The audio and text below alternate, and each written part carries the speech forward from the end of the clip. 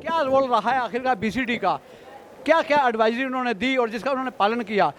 आज के डेट के अंदर 90% लोगों ने कहा, 95% लोगों ने कहा है कि बहुत बढ़िया इलेक्शन चल रहा है, बड़ा फेयर इलेक्शन चल रहा है और हर मेंबर ऐसा लगता है जैसे बहुत ही खुश है। क्रेडिट यहाँ की जो इलेक्शन कमेटी है उसमें पिछली बार के बाद जो 4-5 सीनियर मेंबर बाहर के लिए गए जिनको कई सालों का तजुर्बा था, इस वजह से ये इलेक्शन आपकी बार बहुत अच्छी तरह से व्यवस्थित ढंग से अरेंज हुआ है। और सबसे बड़ी बात है जो पिछली बार और अब की बार अंतर हुआ वेन्यू का था। पिछली बार कुछ कमरों में जो वोटिंग अरेंजमेंट था वो एडवाइजेबल नहीं था।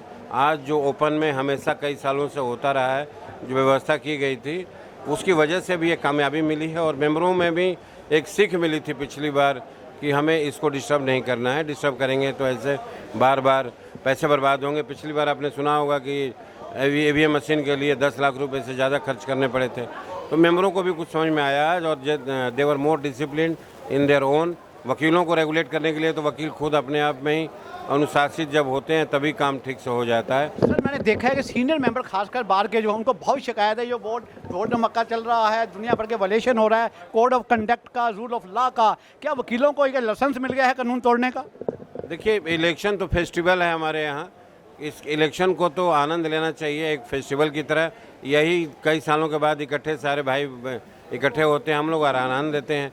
मुझे नहीं लगता कि इसमें किसी तरह की कोई, सबने एंजॉय किया है, इसके लिए हमें अदरवाइज नहीं लेना है, इसको नेगेटिव नहीं लेना है। मैं केवल एक बात कहना चाहूँगा और जो आज हुआ इसका मेन डिफरेंस ये है, पहले जो हमारी इलेक्शन कमीशन था उनका अनुभव ना होने के कारण एक रीज़न तो ये रहा।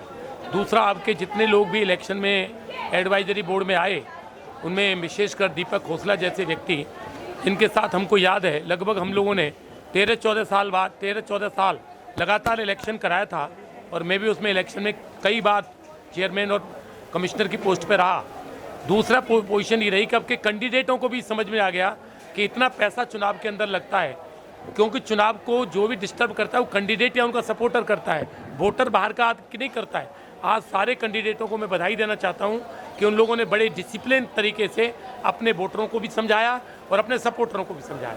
लेकिन कहीं ना कहीं आकर कोड ऑफ कंडक्ट का वायलेशन तो हो ही रहा है। देखिए, एक बात बताएं, बार काउंसिल इस बात पर बहुत ही चिंतित है।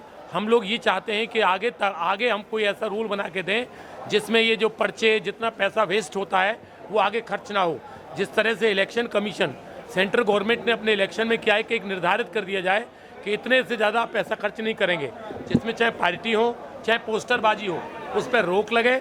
और बार काउंसिल इस लाइन में, चेयरमैन मेरे साथ हैं राकेश सहरावत जी, पूर्व चेयरमैन थे, वो भी इसमें बहुत ही इस मामले पे इंटरेस्ट ले रहे हैं और हम इस बात में कोशिश कर रहे हैं कोई रूल बना दिया जाए और हाईकोर्ट से इस रूल को पास करा के कि जिससे कि आगे चुनावों में लोगों को, आम आदमी को चुनाव लड़ने में कोई दिक्कत ना हो। सर कल मैंने सुबह मॉर्निंग के अंदर सारे कैंडिडेट जो प्रेसिडेंट की पोस्ट पे उनको मैंने फ़ोन किया, मैंने कहा आप पब्लिक डिबेट के अंदर आप पार्टिसिपेट कीजिएगा और सब ने अपना कंसेंट दी। और शाम को 4:15 बजे का टाइम फिक्स हुआ, फिर बोले कि प्रॉब्लम चली आ रही है इलेक्शन कमीशन की। 7 बजे तक सर मैंने अल्टीमेटली इंतजार करता रहा पब्लिक डिबेट के लिए। आइए 5 मिनट का, जैसे हमारे सुप्रीम कोर्ट के अंदर होता है, 5 मिनट अपनी बात को मेंबर तक कहिएगा।